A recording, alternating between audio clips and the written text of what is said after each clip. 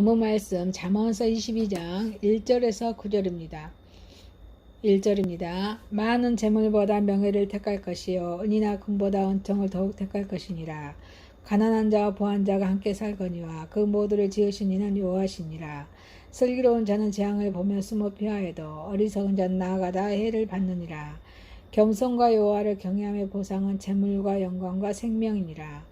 패역한 자의 길에는 가시와 얼무가 있거니와 영혼을 지키는 자는 이를 멀리 하느니라. 마땅히 행할 길을 아이에게 가르치라. 그리하면 늙어도 그것을 떠나지 아니하리라. 부자는 가난한 자를 주관하고 빚진 자는 채주의 종이 되느니라. 악을 뿌리는 자는 재앙을 거두리니 그의 분노의 기세가 쇠하리라. 선한 눈을 가진 자는 복을 받으리니 이는 양식을 가난한 자에게 줌이니라. 누가복음 18장 1절 7절에서 14절입니다. 1절입니다. 예수께서 그들에게 항상 기도하고 낙심하지 말아야 할 것을 비유로 말씀하여 7절입니다. 하물며 하나님께서 그 밤낮 부르짖는 택하신 자들의 오난을 풀어주지 아니하시겠느냐. 그들에게 오래 참으시겠느냐. 내가 너에게 이르노니 속히 그 오난을 풀어주시리라. 그러나 인자가 올 때 세상에서 믿음을 보겠느냐 하시니라. 또 자기를 의롭다고 믿고 다른 사람을 멸시하는 자들에게 이 비유로 말씀하시되 두 사람이 기도하러 성전에 올라가니 하나는 바리새인이요 하나는 세리라. 바리새인은 서서 따로 기도하여 이르되 하나님이여 나는 다른 사람들 곧 토색 불이 간음하는 자들과 같이 아니하고 이 세리와도 같이 아니함을 감사하나이다. 나는 일회에 2번씩 금식하고 또 소득의 11조를 드리나이다 하고 세리는 멀리 서서 감히 눈을 들어 하늘로 쳐다보지도 못하고 다만 가슴을 치며 이르되 하나님이여 불쌍히 여기소서 나는 죄인이로소이다 하였느니라. 내가 너희에게 이르노니 이에 저 바리새인이 아니고 저 사람이 의롭다 하심을 받고 그의 집으로 내려갔느니라.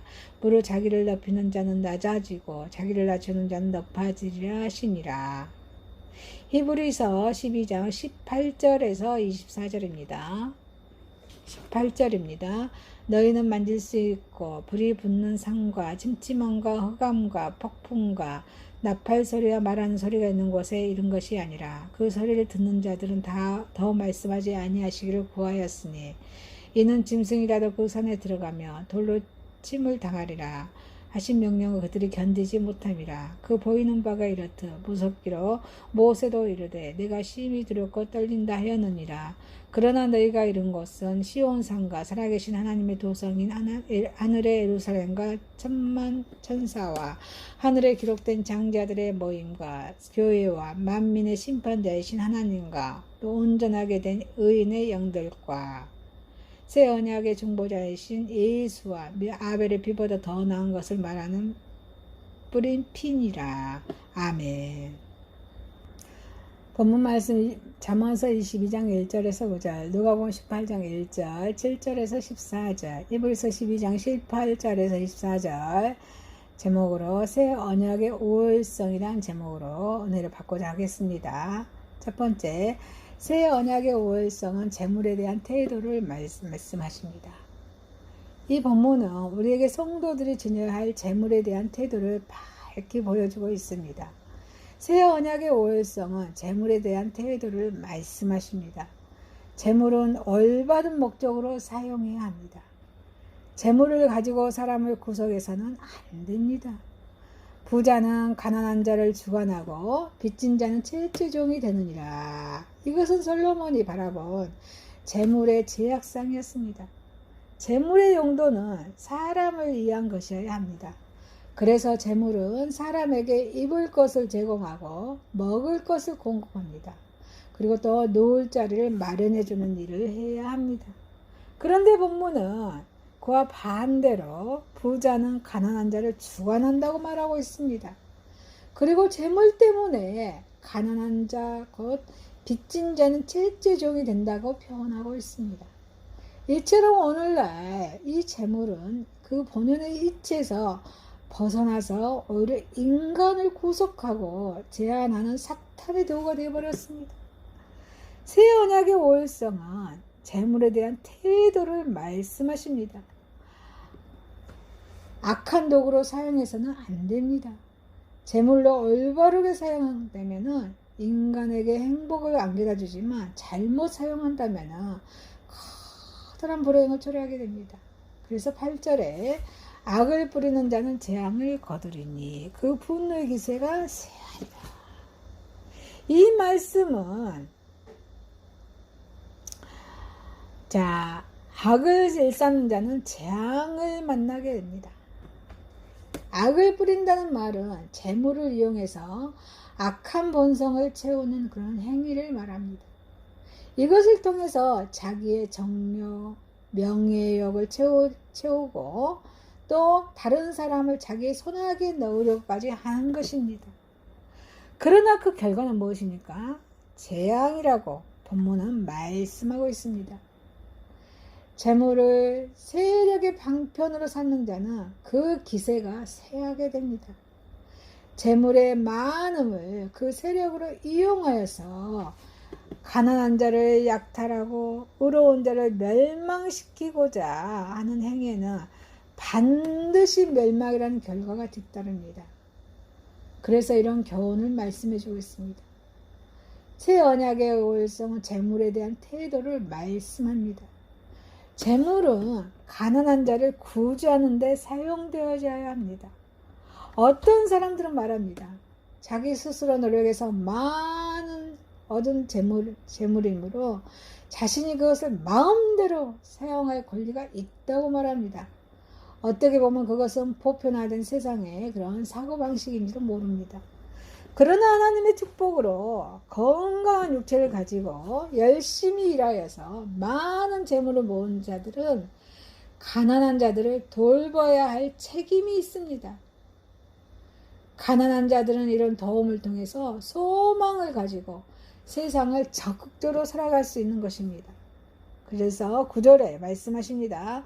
선한 눈을 가진 자는 복을 받으리니 이는 양식을 가난한 자에게 주미니라. 새 언약의 오일성은 재물에 대한 태도를 말씀하십니다. 재물은 부지런히 벌어야 합니다. 에슬리는 재물에 대해서 이렇게 말하고 있습니다. 될 수 있는 대로 벌어라. 될 수 있는 대로 저축하라. 될 수 있는 대로 잘 쓰라. 이러한 사상은 에슬리의 그런 개인적인 사상이 아니라 하나님 말씀인 성경에서 말한 진리라고 할 수 있습니다. 그래서 13절의 솔로몬도 게으른 자는 말하기를 사자가 밖에 있은즉 내가 나가면 거리에서 찢기겠다 하느니라. 이렇게 말씀하십니다.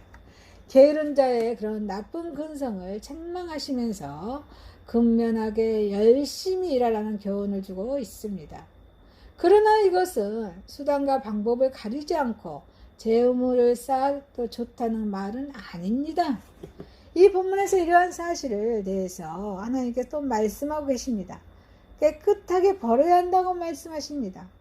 11절에 마음의 정결을 사모하는 자의 입술에는 덕이 있으므로 임금이 그의 친구가 되느니라.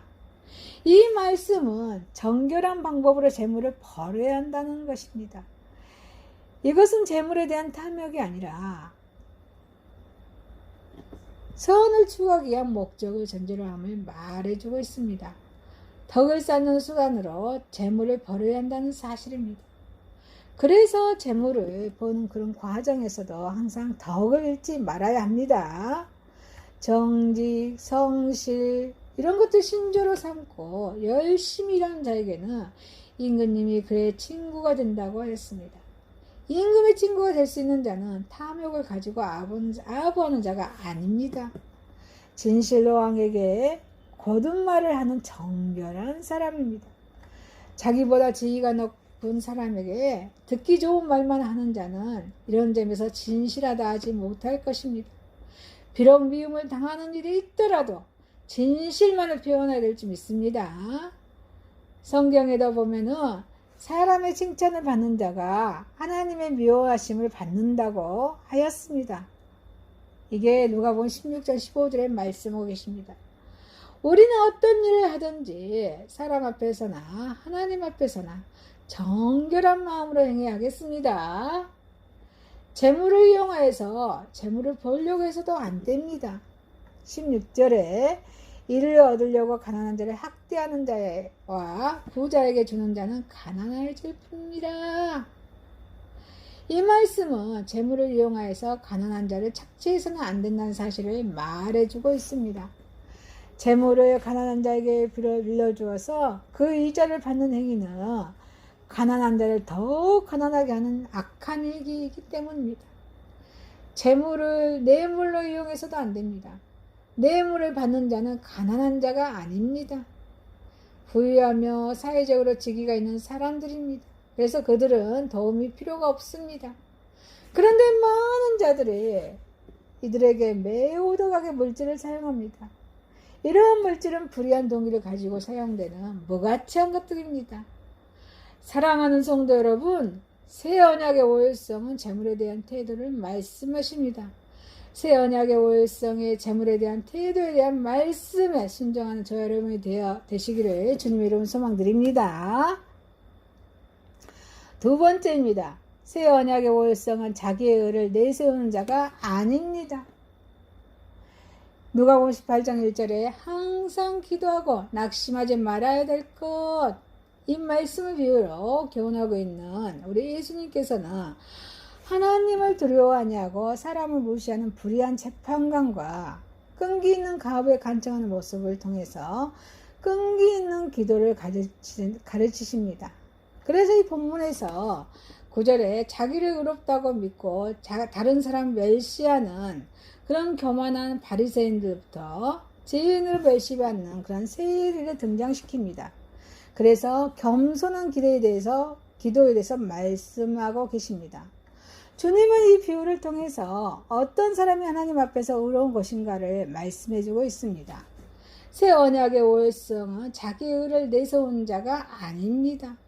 자기의 의를 드러내는 그런 바리새인의 기도입니다. 바리새인은 자기의 의를 드러냅니다. 바리새인은 서서 따로 기도하여 가로되 하나님이여, 나는 다른 사람들, 토색, 불의, 간음하는 자들과 같이 아니합니다. 이 세리와도 같이 아니함을 감사합니다. 나는 일에 2번씩 금식하고 또 소득의 11절을 드리나이다. 11절 12절 말씀하십니다. 바리새인의 이 기도 속에 의롭다, 9절에 의롭다라는 이 말에 대한 개념이 얼마나 잘못되었는가는 우리는 발견할 수가 있습니다. 바리새인의 그런 자기의 의를 감사하고 있는 것은 다른 사람과 비교를 통한 자기의 의입니다. 하나님과 율법의 자기 양심을 기도하여서 하는 기도가 아니라 다른 사람의 눈에 비친 자기의 의를 내세우고 있는 점입니다. 마음으로부터 도색, 불의, 간음은 전혀 도외시하고 있을 뿐입니다. 율법보다는 그런 장로의 유전을 지키는 잘못에 대한 인식이 전혀 없다는 점입니다. 이 바리새인의 기도의 본질적인 그런 오류라고 할 수 있습니다. 바리새인들은 자신들의 유대인 가운데서 특별히 하나님의 선택을 받은 자들이라고, 또 종교적이나 사회적으로도 사람으로부터 특별한 존경을 받아서 마땅한 존재로 스스로 자긍하고 있습니다. 실제로 그들은 누가복음 16장 14절에 돈을 좋아하는 자들이었습니다. 그리고 누가복음 20장 47절에 가부의 가산을 삼키는 자들이었습니다.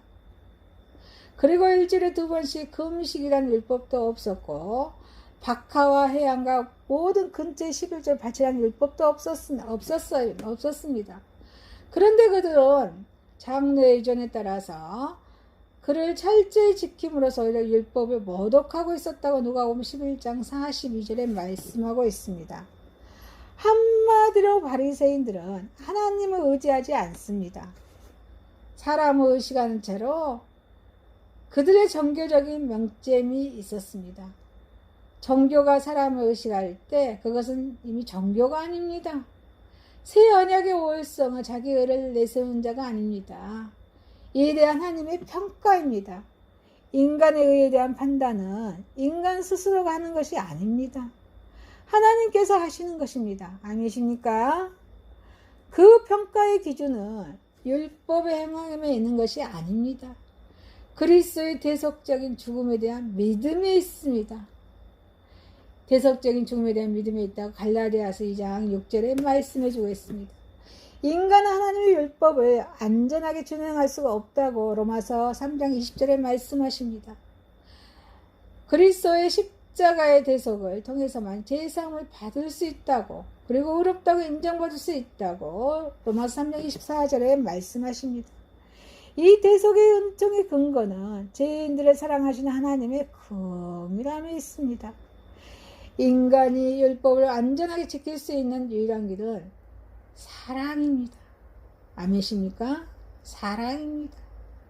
이 사랑도 내게서 나온 것이 아닙니다. 예수 그리스도의 대속, 십자가의 대속에서 나타나는 하나님의 사랑을 은혜로 받아들임으로써 갖게 되는 것이 사랑입니다. 그래서 사랑은 로마서 13장 10절에 율법의 안성이라고 말씀하십니다. 새 언약의 오월성은 자기 의를 내세우는 자가 아닙니다.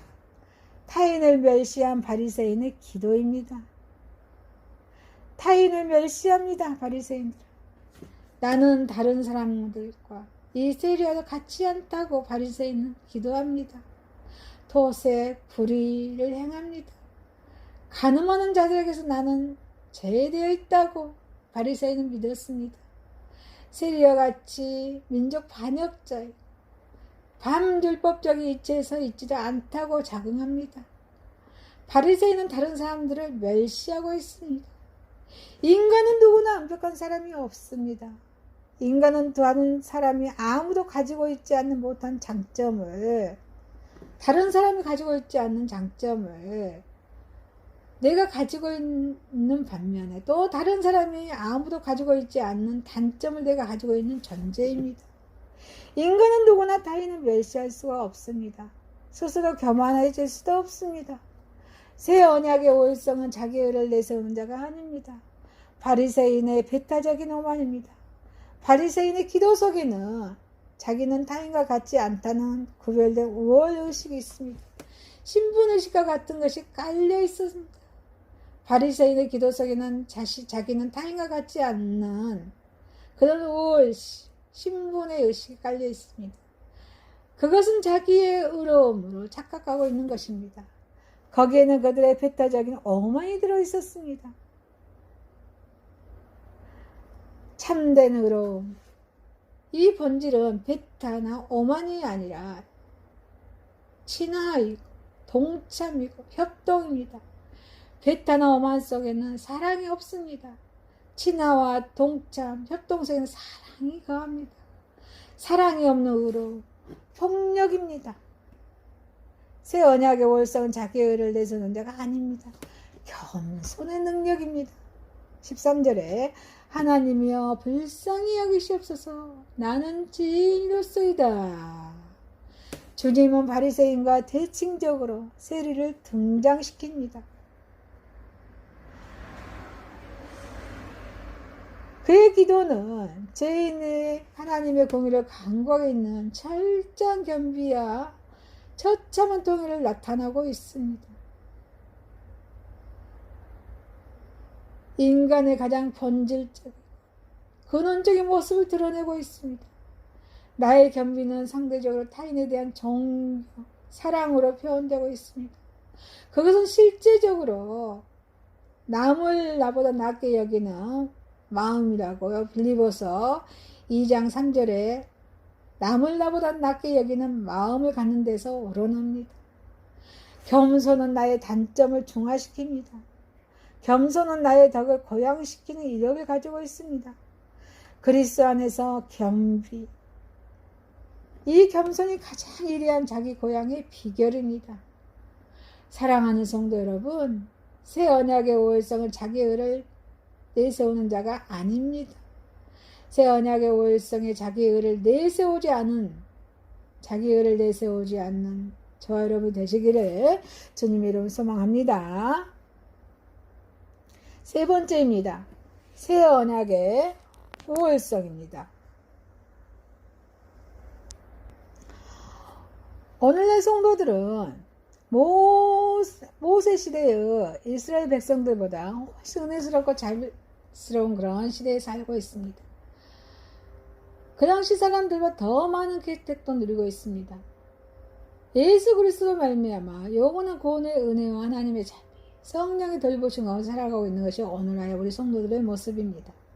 그런데 이러한 풍성한 은혜는 모두 새 언약 가운데서 누린 축복이라고 바꿔 말할 수 있습니다.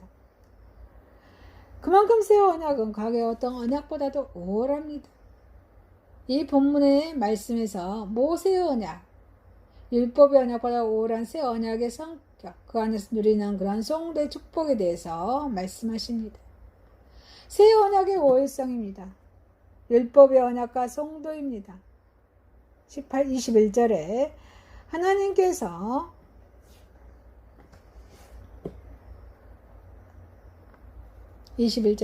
그 보이는 바가 이렇듯이 무섭기로 모세도 이르되 내가 심히 두렵고 떨린다 하였으나 18절에서 21절의 내용은 구약시대에 이스라엘 백성들이 시내산에서 율법을 수여받을 때 느꼈던 그런 두려움을 묘사하고 있습니다. 하나님께서는 이스라엘 백성에게 율법을 주셨을 때 시내산에는 불, 폭풍, 흑암, 계음이 가득했습니다. 하나님께서는 이러한 감각적인 것들을 통해서 자신의 이용, 거룩을 계시하였던 것입니다. 이스라엘 백성들은 이러한 것들을 보고 공포에 들었습니다. 백성들의 대표로서 산에 올라가 율법을 받은 모세도 두려워했습니다. 구약시대에 계시된 하나님은 은혜보다도 은혜스러운 그 하나님보다도 두려운 존재였습니다. 하나님께서 주신 율법도 역시 두려운 것이었습니다. 율법을 지키지 못한 자에게는 죽음의 형벌이 선언되었기 때문이었습니다. 모세 율법으로 인해서 성도들은 공포, 두려움 가운데 지내야 했습니다. 하나님도 함부로 접근하거나 가까이 할 수 없는 분으로 인식했습니다. 율법 언약은 은혜스러운 것이라도 두려운 것이 분명합니다. 인간은 결코 하나님을 마주대하거나 가까이 할 수 없는 존재임이 분명했습니다. 하나님의 이용, 거룩을 나타내주는 율법은 어리석고 약한 존재인 인간을 더욱 위축하게 하였던 것입니다. 인간은 하나님이 주신 율법 때문에 오히려 정죄당했습니다. 하나님의 선하신 뜻을 찾기보다는 문자적으로 율법에 매였습니다. 새 언약의 우월성입니다. 율법의 언약보다 우월한 새 언약입니다. 24절에 새 언약의 정보자이신 예수와 미 아벨의 피보다 더 낫게 말하는 뿌린 피니라. 예수 그리스도의 중보 사역으로 말미암아 우리 인간들에게 새롭게 주어진 언약은 피조물로 하여금 새롭게 하였습니다. 그리고 하나님과 화목을 누리게 하였습니다. 하나님과 인간의 관계는 이제 더 이상 공포나 두려움 사이가 아닙니다. 부자지간이 되었습니다. 창조주의 하나님과 죄 때문에 멸망당할 수 없었던 인간 사이가 결코 끊을 수 없는 아버지 아들 사이로 변화된 것입니다. 예수 그리스도의 피는 아벨의 피보다 나은 것입니다. 아벨의 피는 단지 자신의 원수를 갈아달라고 호소한 것이라고 창세기 4장 10절에 말씀하십니다. 그리스도의 피는 그리스도의 피는 하나님과 인간 사이의 근본의 문제를 해결하였습니다. 이제 하나님과 인간 사이에는 사랑과 보살핌만이 있을 뿐입니다. 새 언약은 모세의 율법 언약보다 아주 월등합니다. 그래서 무척 은혜스럽다고 말하고 있습니다. 새 언약이 맺어짐으로써 이제 저와 여러분 더 이상 죽음의 공포에서 살아가지 않아도 됩니다. 인간의 최대의 적이 죽음은 이미 그 세력이 꺾었습니다. 이렇게 놀라운 축복을 받은 자들이 다름 아닌 저와 여러분들인 것입니다.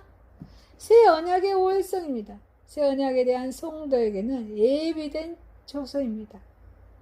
22절 23절에 그러나 너희가 이룬 것은 시온산과 살아계신 하나님의 도성이 하늘의 예루살렘과 천만 천사와 하늘에 기록한 장자들의 총회와 의인의 영들과 모세 시대의 이스라엘 백성이 다다란 시내산은 공포와 두려움의 산이었습니다. 그러나 새 언약에 의해서 성도들이 이미 다다른 곳, 또 이곳은